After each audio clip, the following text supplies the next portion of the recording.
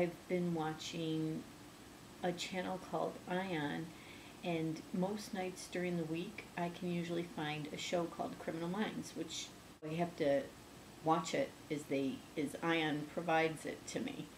Last night, the last show ended with like a cliffhanger type thing because it was like part one of the next one, and I wasn't content with going to bed not knowing what happened. So I went to Hulu to see if I could pull up the next episode. Couldn't find it, so I went to CBS, but I really didn't know what it was called, so I'm typing in like the antagonist's name, Ian Doyle, and so finally I Google it, and Wiki had like descriptions of all the episodes that involved Ian Doyle.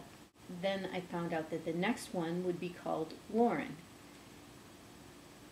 But Lauren wasn't available to watch, so I had to just read a brief summary of it. I read the summary, and in this summary, if you don't know what Criminal Minds is about this FBI profiler team. And one of the main characters' name is Emily. And in the one that I'm missing, that I'm not going to be able to watch, she actually dies in it. CBS does have the one that concludes the Ian Doyle series available for me to watch. And this one is entitled It Takes a Village. Do you know what It Takes a Village means?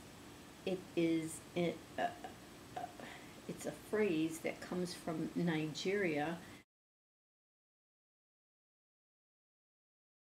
In 2008, 2009, Marlon was in Nigeria, and he was investing in a resort in Bagadry, where it was going to be a slavery museum. I also found that he was creating a foundation called Study Peace Foundation, where the foundation was going to help in Africa somehow with the AIDS epidemic there, and that the Study Peace Foundation would have its own clothesline and would also be a developer for playgrounds all over the world. And it's interesting that Marlon like broke down, and in that interview yesterday where he said, "I just want to see my mother." I would think he has access.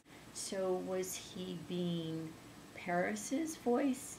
But Paris has been pretty vocal in her tweets. So whose voice was Marlon really representing?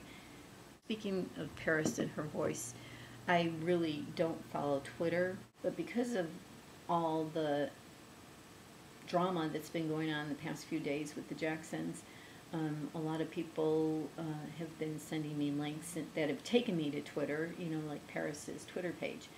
And the interesting thing about that is that I noticed that she loved The Dark Knight Rises. I loved The Dark Knight Rises.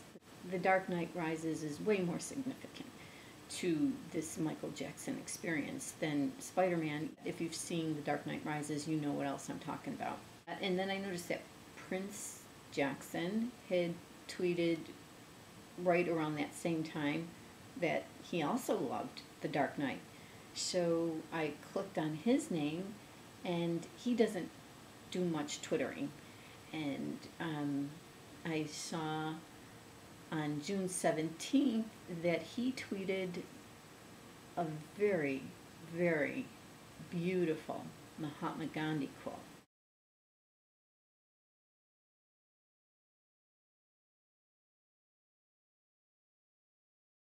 So I finally find this episode on CBS, and it's called "It Takes a Village."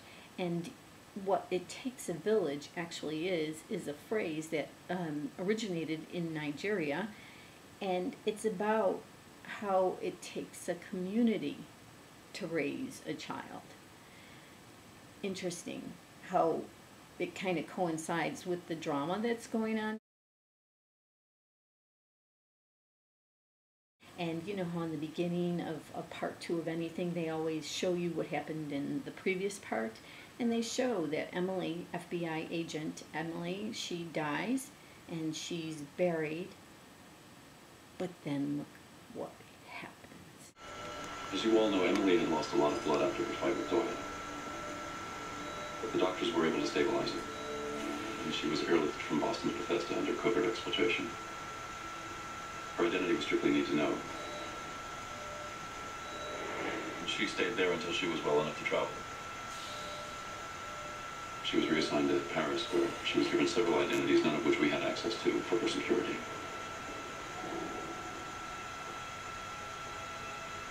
She's alive.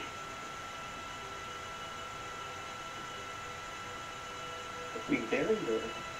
As I said, I take full responsibility for the decision. If anyone has any issues, they should be directed toward me. Any issues?